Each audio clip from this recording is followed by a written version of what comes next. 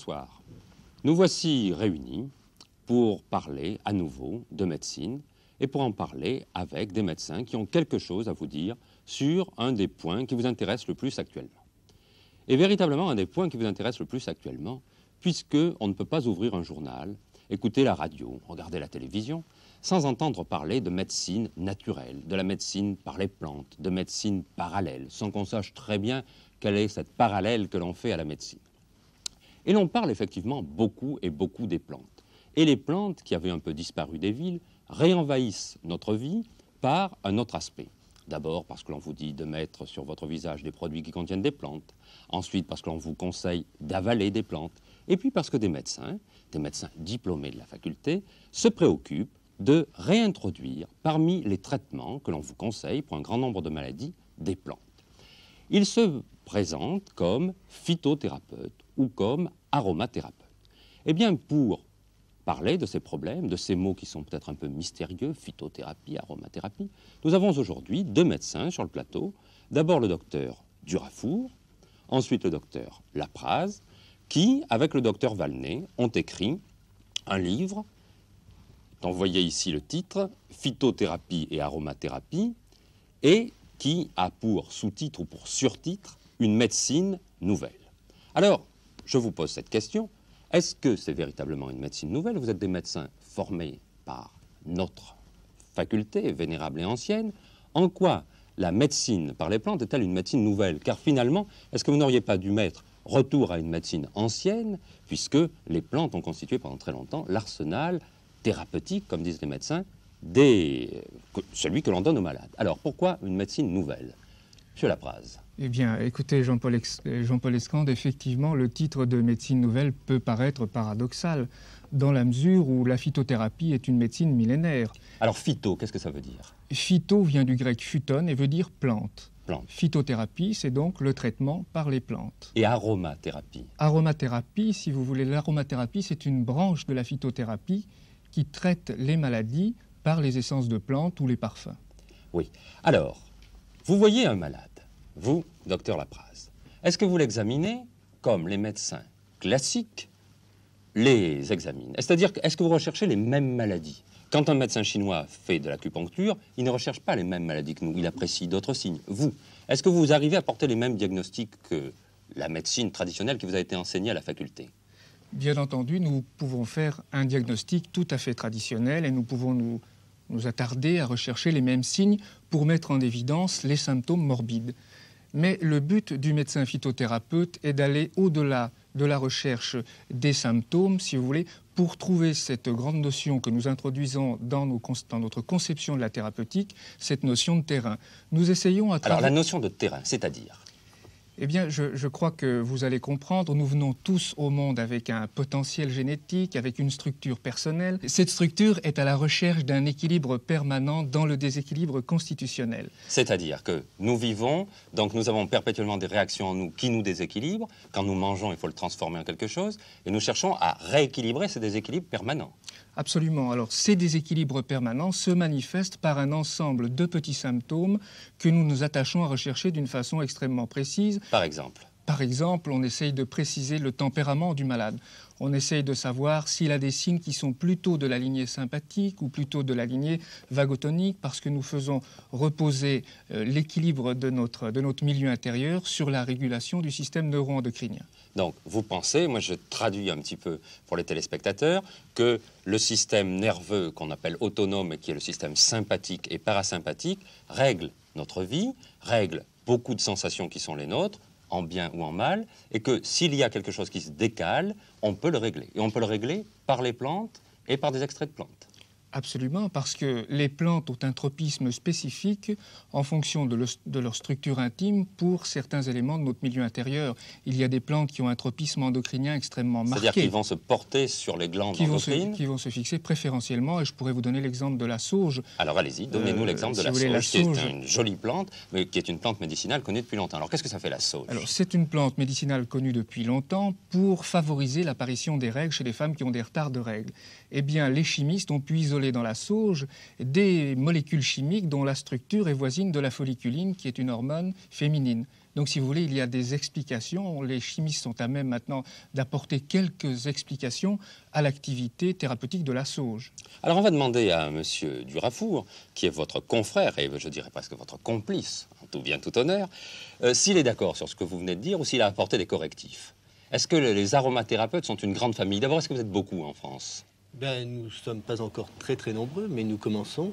Comme vous l'avez dit tout à l'heure, les médecines naturelles commencent à attirer beaucoup de monde. Il y a une grande demande et puis les médecins suivent presque. Vous faites des adeptes parmi les jeunes médecins ou parmi les anciens médecins? Eh bien, nous retrouvons des anciens médecins qui avaient un peu la nostalgie de la phytothérapie qu'ils ont connue dans leur jeunesse et beaucoup de jeunes médecins qui sont très inquiets, si vous voulez, de la prolifération chimique et qui seraient plus propices et qui souhaiteraient voir une médecine beaucoup plus douce. Alors vous pensez, vous, que finalement, à l'heure actuelle, un certain nombre de médecins se disent que les médicaments, qui sont certainement très efficaces dans un certain nombre de cas, ne donnent pas satisfaction dans tous les cas, et qu'il y en a d'autres dans lesquels il vaut mieux utiliser des choses moins dangereuses. Alors les plantes sont-elles moins dangereuses? Bien, les plantes sont moins dangereuses si elles sont bien utilisées, si elles sont bien choisies, si on se limite à une certaine catégorie de plantes, puisqu'il y a des plantes qui sont extrêmement dangereuses, et elles sont moins dangereuses aux posologies que nous utilisons. Si et aux doses que vous utilisez. Aux doses que nous utilisons. Alors moi, Jean, je vous interromps tout de suite là-dessus, pour vous dire qu'effectivement, l'atropine, qui est un poison violent, ça vient des plantes. La digitaline, ça vient des plantes. La ciguë qu'on a fait boire à ce pauvre Socrate, c'était une infusion de plantes. Alors justement, est-ce que vous faites, vous, dans la nature, un choix entre les bonnes et les mauvaises plantes, ou bien est-ce que vous utilisez aussi les plantes vénéneuses, dangereuses, à condition de limiter la dose que vous donnez aux malades? On peut utiliser les plantes, même toxiques, mais alors là, à des doses infinitésimales, qui sont donc très loin, très éloignées des doses toxiques. Mais dans la majorité des cas, et les plantes que nous utilisons sont des plantes dont la réputation de non-toxicité est établie depuis très longtemps et qui peuvent être utilisées même à des doses 100 fois supérieures à celles que nous utilisons sans avoir d'inconvénients. Mais moi, Monsieur Lapras, je vous pose une autre question. Quelle différence entre vous, ne vous en offusquez pas, et une gentille dame qui s'occupe des plantes depuis longtemps à la campagne, qui vit dans sa petite maison et qui connaît les remèdes des simples, comme on dit? Quelle différence entre vous et elle? Ben, écoutez, c'est pas un piège. Non, du tout, je ne le prends pas comme tel. Écoutez, les gentilles dames de la campagne dont vous parlez, beaucoup d'entre elles ont des résultats. Mais j'ai pas dit le contraire. Non, si vous voulez, donc il y a une efficacité à travers l'empirisme. N'oublions pas que l'empirisme est millénaire, c'est-à-dire qu'il est basé sur des millénaires d'observations. Et quand vous trouvez, par exemple, les indications du thym, aussi bien chez les précolombiens pour l'utilisation dans les indications des affections digestives, intestinales, et que vous retrouvez ces mêmes indications chez les Chinois au Moyen-Âge et de nos jours, vous voyez qu'il se dégage un fond commun de vérité et de vérité objective qui a derrière elle l'avantage de millénaires d'expérimentation. Mais ça, je peux à ce propos-là raconter la toute petite histoire de la découverte des salicylates qui ont rendu tellement de services avant que l'aspirine et les autres anti-inflammatoires existent. Il y avait un brave curé en Angleterre qui était persuadé que Dieu, dans sa grande sagesse, avait mis dans la nature de quoi faire du mal, sans doute, mais aussi immédiatement de quoi le corriger. Et il se disait qu'on souffrait beaucoup de rhumatisme dans les pays humides. Il s'est donc dit, dans ce pays doit pousser quelque chose qui doit contenir de quoi lutter contre les rhumatismes. Et son expérience lui a fait dire que les sols étaient vraiment en très grand nombre, les sols pleureurs, étaient vraiment en très grand nombre dans les pays humides. Et il a préparé un extrait de sol, enfin ça s'est sans doute pas passé aussi joliment, mais c'est tellement beau comme histoire, et on en a tiré les salicylates ultérieurement. Enfin, on a reconnu ultérieurement la présence des salicylates, mais ces salicylates luttaient contre l'inflammation et contre la fièvre. De même, les Indiens découvrant et utilisant le quinquina qui contient de la quinine, etc. Donc, alors, l'apport de la médecine nouvelle, de la phytothérapie à tout cela. Comment est-ce que vous dépassez le stade de cette gentille dame qui a quand même des résultats ou du sorcier qui a des résultats? Mais écoutez, je crois que c'est l'expérimentation qui prime en médecine.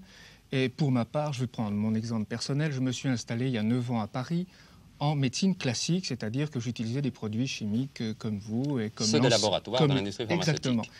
Et puis, au bout de quelques mois, je me suis rendu compte qu'il y avait des problèmes qui apparaissaient. Je voyais d'une part les malades rechuter, je voyais les problèmes des chroniques, je voyais toute la pathologie secondaire, ce qu'on a appelé la pathologie iatrogène. Oui, celle causée par les médicaments eux-mêmes. C'est ça. Et je me suis posé des questions. La fonction du médecin, la fonction primordiale du médecin est de soigner, de soulager et de guérir. Et je m'apercevais que dans un nombre non négligeable de cas, je ne répondais pas à cette fonction. À partir de ce moment, je me suis interrogé et mon interrogation s'est portée vers les thérapeutiques que vous avez appelées tout à l'heure de parallèles. C'est un terme que nous n'aimons pas très bien. Moi, je n'aime pas beaucoup. Non. Donc je me suis porté vers les autres médecines et j'ai eu la chance de rencontrer en 1972 le docteur Valnet qui m'a appris, ainsi qu'au docteur Durafour, la phytoaromathérapie. Et avec lui, nous avons travaillé pendant des années. D'où tenait-il sa science? Alors, je pose la question à M. Durafour. D'où tenait-il sa science? Est-ce que c'était quelque chose qui existait depuis très longtemps ou est-ce que c'est un apport nouveau? Est-ce que ce sont de vieux secrets? Est-ce qu'on retrouve, je ne sais pas, dans des livres, dans des grimoires du Moyen-Âge, ces secrets-là? Ou est-ce que c'est une approche nouvelle des plantes? Eh bien, il y a des deux. C'est-à-dire qu'il est parti d'abord de lectures qu'il avait faites et puis il s'y est vraiment intéressé lorsque, en Indochine, il était prisonnier dans les camps. Il était il était chirurgien de l'armée, des armées, et il avait des problèmes pour soigner ses blessés, dans la mesure où il n'avait plus à sa disposition aucun antibiotique. Oui. Et il constatait que tous les blessés vietnamiens avaient eux des plaies parfaitement propres, qui ne se surinfectaient pas, et tous les blessés français, eux, avaient des plaies qui se gangrénaient, etc., puisqu'ils n'avaient plus aucun moyen de lutter contre cette infection. Alors il s'est intéressé à ce problème et il a vu que, en fait, dès qu'ils étaient blessés, les Vietnamiens faisaient des applications de plantes diverses qu'ils cueillaient dans la brousse, ce qui leur permettait d'avoir des plaies parfaitement saines et propres et qui permettait souvent de sauver les membres atteints. Alors, de retour à Paris, il s'est replongé dans la phytothérapie. Il a retrouvé certaines notions qu'on lui avait déjà enseignées à la faculté, puisque à ce moment-là, la phytothérapie était encore enseignée en faculté. Et puis, petit à petit, fort des expérimentations nouvelles, puisqu'on continue de toute façon à rechercher dans les plantes quels sont les principes actifs, à rechercher de nouveaux principes actifs au niveau des plantes, et bien petit à petit des découvertes nouvelles sont faites et il a réintégré dans ces anciennes propriétés des plantes, les propriétés nouvelles. C'est ça, donc si vous voulez, c'est un pool ancien qu'on enrichit perpétuellement. Mais d'ailleurs, il n'y a pas que les aromathérapeutes et les phytothérapeutes qui font ça, parce que il y a dans tous les pays du monde, des laboratoires de l'industrie pharmaceutique qui dépêchent des envoyés auprès des chamans, auprès des sorciers, pour essayer de voir si dans leur secret, il n'y a pas quelque chose d'utilisable. Bien. Alors moi, je vous repose maintenant une autre question. Est-ce que vous pensez que, progressivement, comme ça, de but en blanc, la phytothérapie et l'aromathérapie devraient repousser les médicaments chimiques, c'est-à-dire les médicaments artificiels, les médicaments de l'industrie pharmaceutique? Bref, est-ce que l'industrie pharmaceutique ne va pas découvrir que son pire ennemi, c'est le trio Valnet-Durafour-Lapraz? Pire ennemi commercial, entendons-nous. Écoutez, Jean-Paul Escande, la phytothérapie, la phytoaromathérapie ne rejette rien. Elle prêche seulement pour l'utilisation, pour une hiérarchisation dans l'utilisation des moyens thérapeutiques. Et quand avec des simples, des plantes non toxiques, vous arrivez à réussir là où le médicament chimique ne réussit pas ou réussit au prix d'incidents secondaires, il est préférable d'utiliser cette structure, cette plante appelée simple. Donc, si vous voulez, nous pensons qu'il faut d'abord commencer par l'apparemment simple, parce que, comme disait Bachelard, les simples sont des êtres complexes. Donc, commencer par elle, pour ensuite réserver, dans un certain nombre de cas bien limités qu'on pourrait voir ensemble après, l'introduction du médicament chimiothérapique. Bon, donc, alors ça, c'est une prise de position qui est intéressante, et je pense que les téléspectateurs écoutent ça avec intérêt, parce que vous dites, finalement, dans le métier de médecin, après avoir vu le malade, après avoir fait un diagnostic, l'important serait de commencer à traiter par des choses rigoureusement non toxiques. Alors, question, M. Durafour, est-ce que ces plantes sont rigoureusement non toxiques? Est-ce que vous êtes sûr que tous les médicaments que vous donnez, si on les donnait à très large échelle, on ne leur reprocherait pas ce qu'on reproche aux médicaments chimiques actuels? Bien, de l'expérience que nous avons, de l'expérience des gens qui se sont servis des plantes avant nous et de l'expérience millénaire dont vous parlez, Jean-Claude Lapraz, tout à l'heure, il apparaît que ces plantes ne sont pas toxiques. je vous le répète, aux doses que nous utilisons, en plus, nous sommes très très loin des doses de toxicité qui sont connues, puisque les essences, pour parler de l'aromathérapie, sont testées dans toutes les facultés de pharmacie, et je crois que à Strasbourg, à Montpellier, on a repris des études très très précises sur l'aromathérapie. J'étais à Strasbourg l'autre jour et j'ai vu travailler ça. Eh bien, ils ont donc étudié les doses de toxicité. Et les doses de toxicité des plantes sont connues, mais les essences aromatiques sont toxiques, effectivement, utilisées à des doses trop importantes. Et vous ne les utilisez pas à ces doses importantes. Nous ne les utilisons mais pas. Alors, monsieur Lapraz, ce qu'on va vous dire, et la question que vous attendiez de ma part, qui est une question pas de mauvaise foi, mais enfin, c'est est-ce que ce qui réussit, c'est pas plutôt les qualités humaines du docteur Lapraz ou celles du docteur Durafour? Et est-ce que finalement, les plantes que vous donnez ne sont pas ce que l'on appelle un placebo? Nous avons fait une émission sur le placebo ici pour en dire du bien, pour dire que c'était quelque chose de très actif. Est-ce que vous n'avez pas l'impression que finalement, la façon de donner vaut mieux que ce qu'on donne et que la façon que vous avez de vous conduire avec les malades est peut-être plus active que ce que vous donnez? Qu'est-ce que vous en pensez, vous? Vous savez, je crois beaucoup aux qualités humaines du médecin et je pense que le médecin doit avoir le contact avec son malade. C'est sûr que c'est primordial. Mais de l'expérience que j'ai de la phytoaromathérapie, avec un recul de 7 ans maintenant, je me rends compte qu'objectivement, il y a des cas dans lesquels mon effet placebo serait infiniment puissant, infiniment merveilleux, et je ne me sens pas un tel effet personnel. Vous ne pensez pas avoir pouvoir magique? Oh, je ne pense pas, non, je ne pense pas.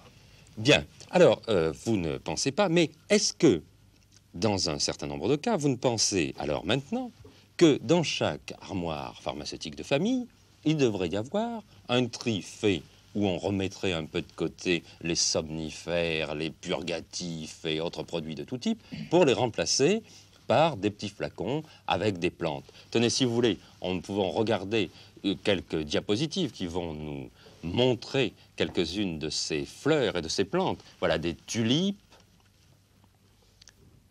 voilà des iris, très à la mode depuis qu'on reparle de la mode 1900 et du style rétro.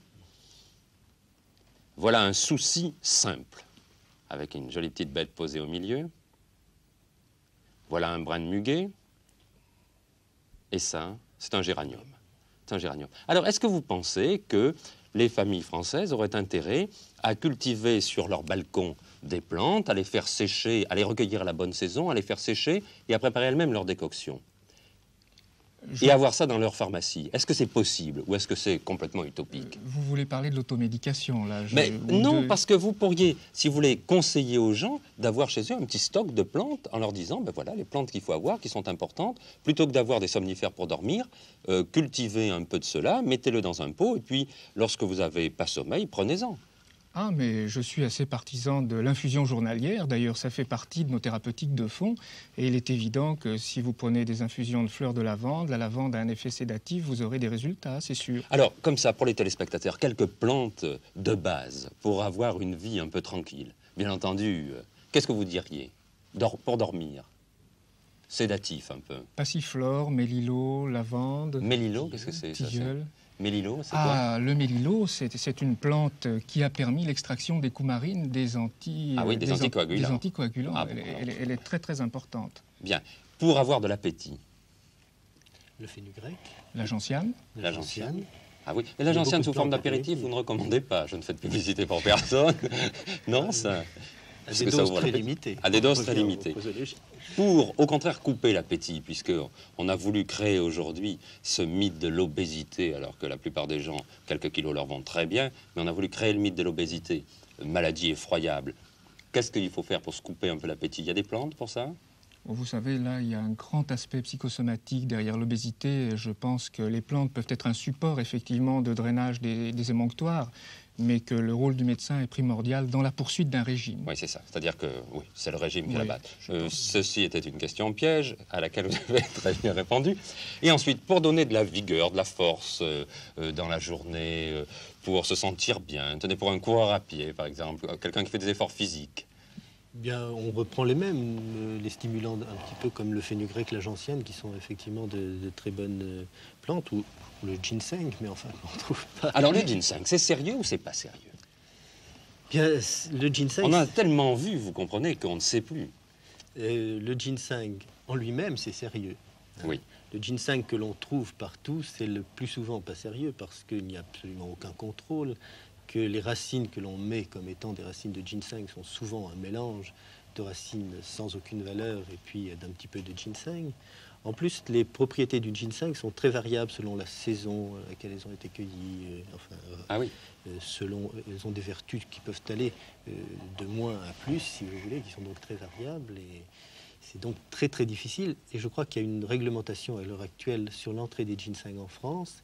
Et ça, d'abord, dans un premier temps, a été interdit. Je crois que ça commence à revenir, mais des ginseng qui seront tous contrôlés par la faculté de pharmacie. Et alors, le ginseng avait cette vague, ou plutôt cette précise réputation d'être aphrodisiaque. C'est vrai ou pas? C'est comme tous les stimulants généraux. Hein, c'est-à-dire que si ça excite un peu, si ça empêche de dormir... Ça a un retentissement sur la fonction sexuelle. Voilà. Bien. Donc, alors, je rebondis là sur une des choses que vous venez de dire. Si on le ramasse à la bonne saison, c'est donc que il n'y a pas la plante en elle-même qui agit à n'importe quel moment. Il y a donc des règles pour faire de l'herboristerie, si vous admettez ce terme. Mais bien entendu, il faut avoir, pour traiter efficacement en phytoaromathérapie, il faut avoir un matériel thérapeutique de bonne qualité. Oui. Il est évident que selon les saisons, selon la période de l'année à laquelle vous ramassez la plante, si c'est le matin, si c'est le soir, les conditions de conservation, vous avez des qualités thérapeutiques qui peuvent varier de 1 à 10. Et la teneur en principe actif d'une essence aromatique, par exemple, peut varier selon les saisons. Vous pouvez avoir dans le thym une saison 30% de thymol et l'autre saison, vous aurez 85%. Donc vous voyez, ce sont des notions extrêmement mouvantes puisque la vie elle-même est mouvante. Bien sûr. Autre question que je voudrais beaucoup vous faire préciser, à partir de quel moment arrêtez-vous ce traitement que vous faites? Car je ne pense pas que vous traitiez, par exemple, le cancer ou les maladies malignes par les plantes. Est-ce que vous le traitez? Monsieur Durafour. Si vous voulez, c'est une question que l'on nous pose extrêmement souvent et je réponds en général qu'il n'y a pas de maladie qui soit, de par la philosophie même de notre médecine, qu'il n'y a pas de maladie qui soit à exclure des thérapeutiques, de la phytoaromathérapie.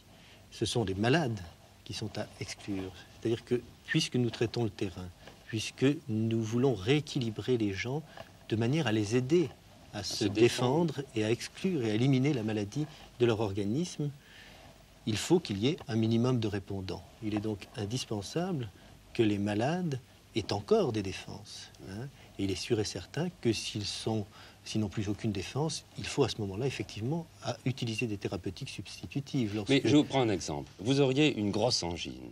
Admettez qu'en sortant d'ici, vous sentiez brutalement la gorge vous brûler. Vous avez une très grosse angine, 40. Vous prenez des antibiotiques ou vous prenez des plantes? Je prends des plantes. Vous prenez des plantes? Vous aussi? Vraiment? Ah, vraiment. Vraiment. Écoutez, je peux vous raconter une histoire très récente. Jusqu'à présent, on me posait très régulièrement des questions, des affirmations en me disant la phytoaromathérapie n'est pas en mesure de traiter ni les méningites tuberculeuses, ni les septicémies. Il y a 3 semaines... Ce que j'aurais tendance à croire, je le pensais aussi. Oui. Il y a 3 semaines, un de mes amis me téléphone en me disant « Ma femme est hospitalisée à l'Hôtel-Dieu. Elle a un syndrome fébrile depuis quelques jours. On vient de lui trouver un colibacille dans le sang. On a conclu, donc en milieu hospitalier, à l'existence d'une septicémie. Oui. Je ne tiens absolument pas à ce que ma femme rentre dans le circuit des médicaments chimiques. Je veux te faire confiance parce que je les soigne depuis un certain nombre d'années. Est-ce que tu veux la prendre en charge? J'ai dit, je veux bien prendre en charge. Il est toujours temps pour un médecin de prendre la décision à partir du moment au-delà duquel il connaît ses propres limites. Oui. Je l'ai pris en charge en ville. Il a fallu 3 jours pour la tirer d'affaire totalement avec du magnésium, avec des oligo-éléments injectables, avec un régime approprié, des infusions et des essences aromatiques. C'est la première fois que je peux faire état d'une chose pareille. Bien. Eh bien, écoutez, je dois dire que cette observation en conclusion a de quoi faire réfléchir, parce que si vous aviez eu un échec, vous risquiez quand même de vous faire reprocher cela. Parce que vraiment, vous parlez là d'une chose pour laquelle il est à peu près admis que la thérapeutique moderne et les antibiotiques ont connu un triomphe et que rien ne peut les remplacer. Alors, moi je le dis, comme je le pense, ceci m'intéresse. Toute cette médecine nouvelle est une médecine intéressante et certainement, il ne faut pas la rejeter en disant « c'est pas sérieux, c'est pas chimique, c'est pas scientifique ». Je crois que c'est une science, mais une science différente.